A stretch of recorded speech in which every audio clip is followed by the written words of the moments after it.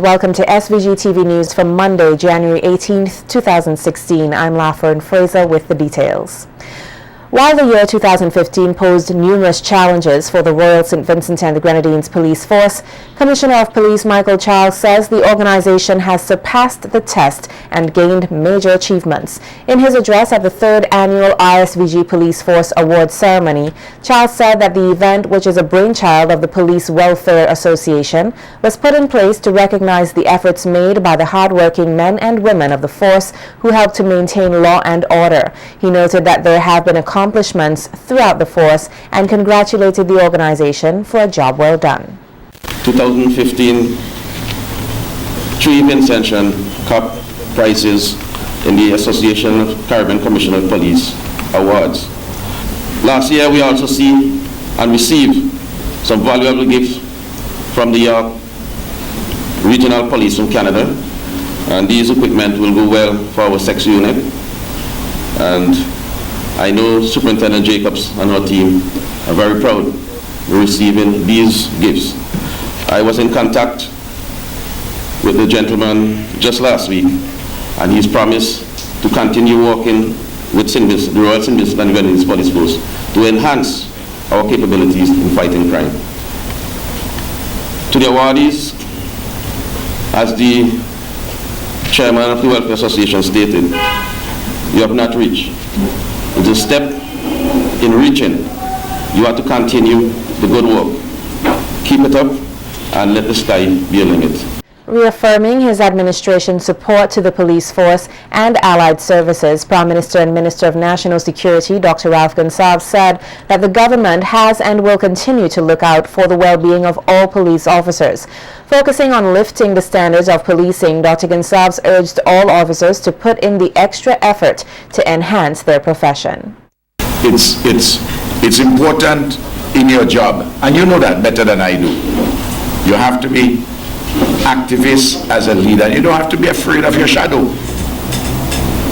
You're working within the framework of the laws of the country. And while I'm at it, every single policeman and woman should have a proper understanding of the Constitution. You don't have to be a constitutional lawyer. You understand the basic things. Individuals' constitutional rights, how the police force functions, what is the role of the Police Service Commission, and so on and so forth. The work of the police officer is getting more and more complicated, and the police officer is called upon to do more things in a changing environment than before. Chairman of the Police Welfare Association, Inspector Trevor Bailey, says the organization must continue to look out for the well-being of its members and used the opportunity to highlight some issues of concern that the Welfare Association intends to focus on during the coming months. The Welfare Association is concerned with the number of its members who are on suspension or who have been dismissed and have appealed without the appeal being heard for so many years, some for 7 years. As an association, we'll be pursuing these matters vigorously so that we can bring some closure to these issues one way or the other. Tonight, I congratulate all the awardees. Be steadfast in your quest for upward mobility. Do not see tonight's award as though you have arrived, but use it as a stepping stone for further success.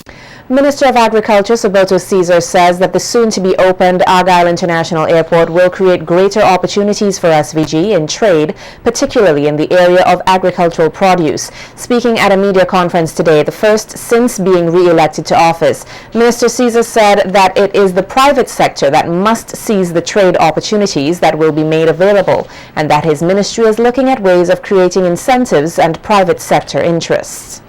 Beginning firstly with North America. Persons who are willing to be traders between St. Vincent and the Grenadines and North America to express your interest to the Ministry of Agriculture. There's a desk being set up specially for this in the agribusiness unit, and the information will be managed and monitored by the Chief Agriculture Officer and Mr. Colville King of the Agribusiness Unit. We want persons in the diaspora, Vincentians, and other investors to come forward now that we have a comparative advantage in our trade. We want persons to come forward who are interested in trading between St. Vincent and the Grenadines and the United States of America, and let us sit and discuss how we can put in place the best framework. Caesar added that SVG is not the only supplier of agricultural products to regional markets. He highlighted that Trinidad and Tobago, which is one of SVG's main markets, which is also supplied by Latin America, and his ministry is focused on maintaining this country hold on these regional markets. He added that farmers must produce and maintain bananas and other crops of a high quality, thus ensuring a proper price and a secured market.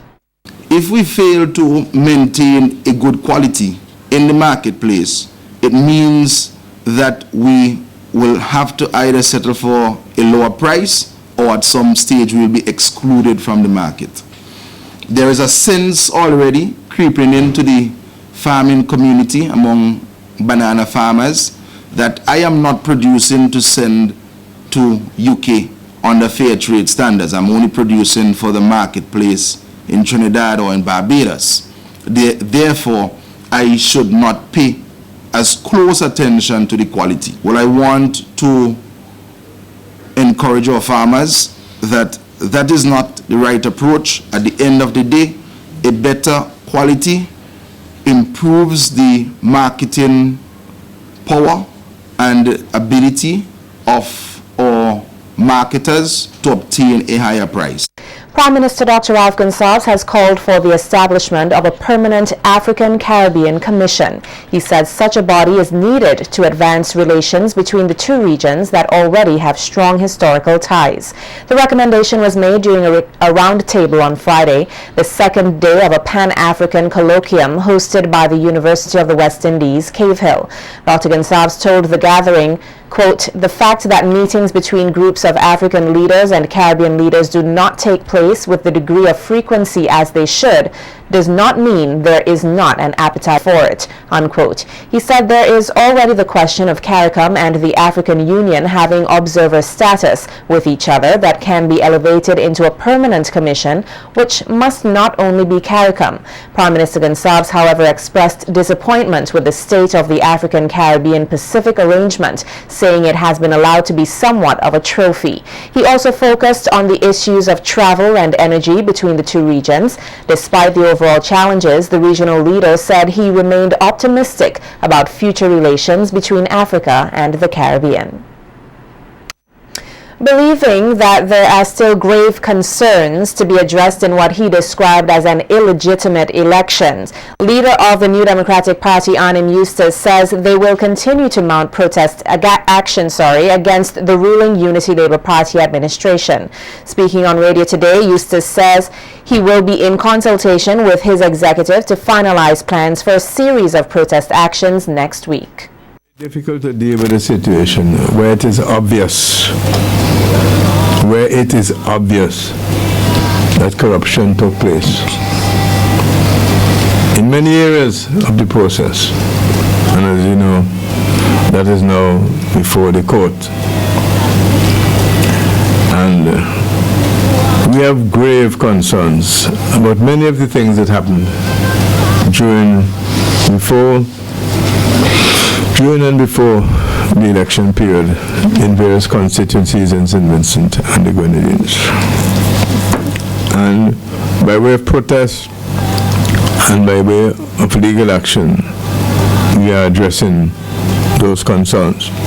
The NDP leader also expressed gratitude to persons on the picket line outside the electoral office, whom he says have been championing the cause for democracy, and described their stance as remarkable.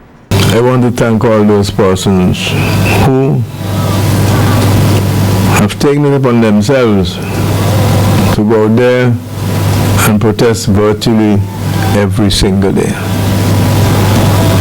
They are not necessarily NDP supporters, but there are people there who feel that the election was stolen, And it's not easy for anybody to come out on the picket line every day of the week, including, might say, Christmas Day. True. Which they did. It's really a remarkable feat, and I thank them most sincerely as they struggle to return our country to a fully democratic state. I really, really am very appreciative of what they have been doing. Active citizenship is about creating sustainable impact. That's according to President of the Junior Chambers International, or JCI SVG, Siobhan Lewis-John, as she addressed the 2016 JCI installation and award ceremony at the JCI Secretariat in Stony Grounds last Saturday. The event was held to recognize devoted members and also awarded various government departments for their involvement and collaboration with the JCI movement. In her remarks, Lewis-John said the organization remains committed to its purposeful, measurable, and sustainable impacts in SVG. She said though many may question the existence of the JCI, there is proof that the organization is still active and will put initiatives in place to create greater knowledge of the movement. We intend to effectively communicate with senators and alumni so that they can be a part of this vision. We realize they have left a legacy to follow. We are cognizant that the challenges are diverse compared to 50 years ago.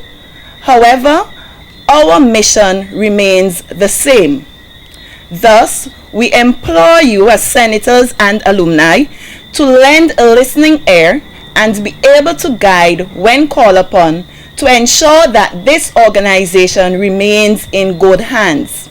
Noting that there are various challenges plaguing the world, such as corruption and poverty, Lewis said that JCI SVG will seek to deliver solutions which will be sustainable and effective. She further noted that in 2016, the organization plans to further develop its members with a renewed passion to create a greater impact in society.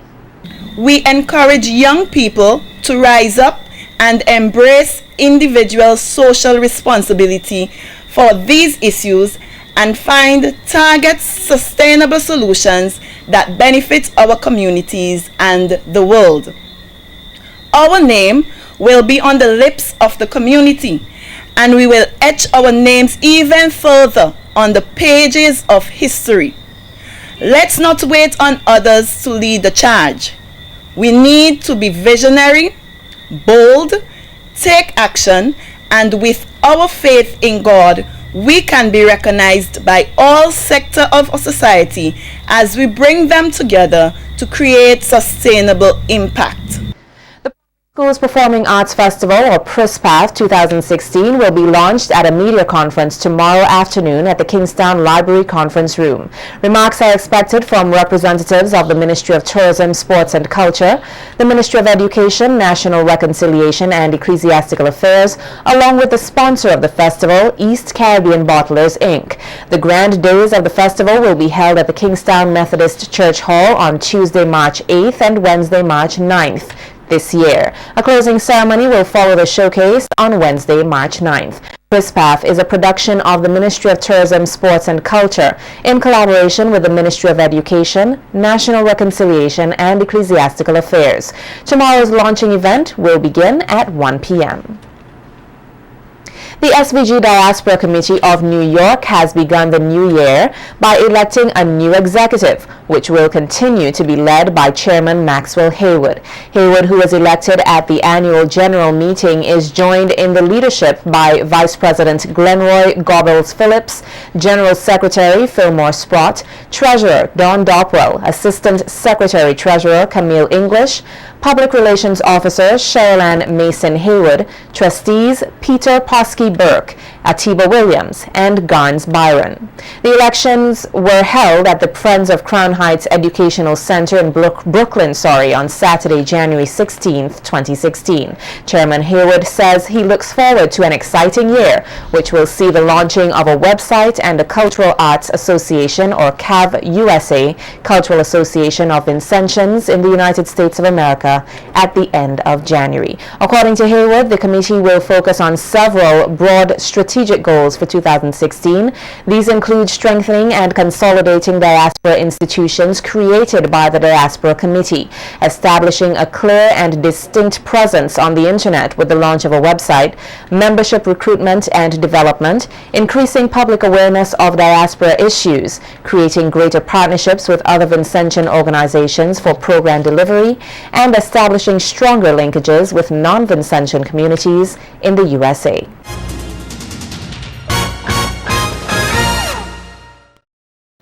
In more local news, Chief Environmental Health Officer Neri James says in recent times there has been an alarming increase in bed bugs in some homes and other living quarters here. James notes that the vector control unit mainly controls rats, mosquitoes, and roaches, and that though bed bugs are not associated with any disease, they are quite costly to control.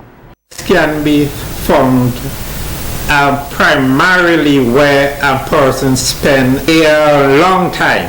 All right, so you will see them close to your bed, your chairs. It is very important that we look for signs.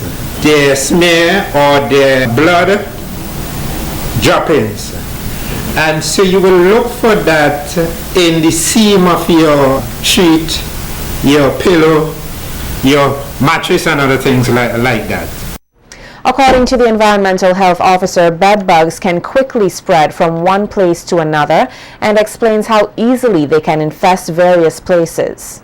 You may go to an institution or a guest house or hotel, and then you may leave there and they will actually hike a ride on your bag, on your clothing, on you, and then you will share your bed space with someone somewhere else, and as a result of that they are being transferred. As a strong advocate for a healthy environment, civil engineer and entrepreneur Dr. Jacqueline James Little called on Vincentians to conserve the environment. In her feature address at the recently held graduation ceremony of the University of the West Indies, or UWI, Open Campus here, Dr. James Little said doing little things to keep the earth clean goes a long way. Try not to contribute to the mess we already caused on this earth, in this environment. It may sound very small, but small things such as littering, leaving the water running, using chemicals, all that stuff, I decided to go natural. All that stuff contributes to the destruction of the earth we live in. And if your children and your children's children are going to live in this earth, I will implore you to start thinking today about what you can do to make the earth a better place. Championing the cause of climate change, Director of Open Campus Country Sites, Dr. Francis Severin, says that ignoring the damage caused to the environment is perilous to human existence.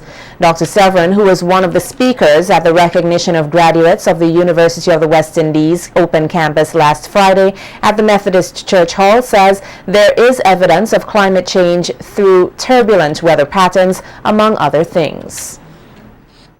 Let us cease being technical about the terminology. It is what it is. It is what it says. In layperson's terms, it feels much hotter now than it ever did before.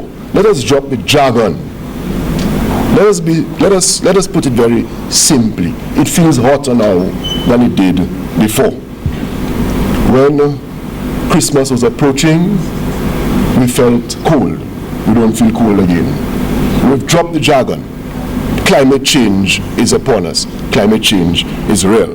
The rainfall patterns are far more unpredictable, both in terms of quantity and timing. We seem to have more earth tremors than we did before. Our drought periods seem longer than they ever will. And the havoc inflicted by tropical storms and troughs now seems to be more destructive than they ever were, plain and simple. Dr. Severin condemned what he says is the selfish ways in which persons deplete the earth's resources for financial gain. The brutal reality is that we cannot continue to pummel and slaughter nature for our own selfish ends and needs. Nature is fighting back in order to restore balance. Interestingly, according to the United Nations Office for Disaster Risk Reduction, it says there is no such thing as a natural disaster, only natural hazards. Disaster risk reduction aims to reduce the damage caused by natural hazards like earthquakes, floods, droughts, and cyclones through an ethic of prevention. It stands to reason that it is our intervention and its quality that determine the extent to which natural hazards become natural disasters. The director of Open Campus Countrysides also encouraged the graduates to use their newly acquired academic training to improve the environment. I urge you to use your skills, even though you may think that your field of study is unrelated, to do whatever you can to participate in disaster risk reduction. Find out from your local disaster management unit what role you can play in building the value of disaster awareness and therefore disaster risk reduction.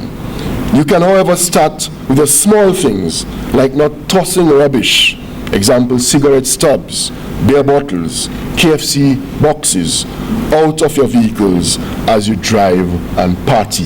Those simple things we can do for ourselves.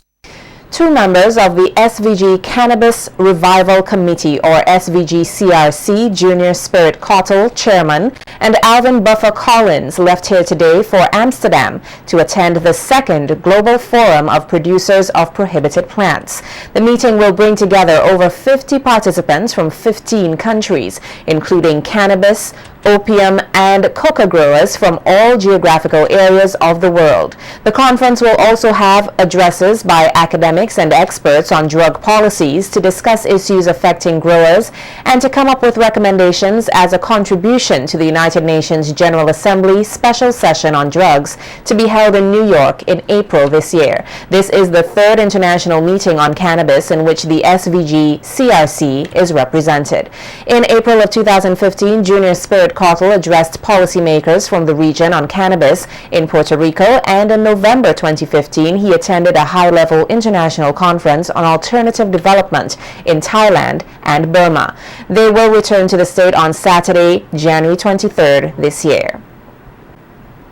The police are investigating a robbery which occurred in the early hours of Sunday morning at the Alan Smith Bakery in Camden Park. The assailants reportedly broke into the bakery from an old door found in a workshop and storage building attached to the bakery building. Reports are that an undisclosed sum of money was taken from the bakery building along with the DVR, which contained the closed-circuit TV camera footage.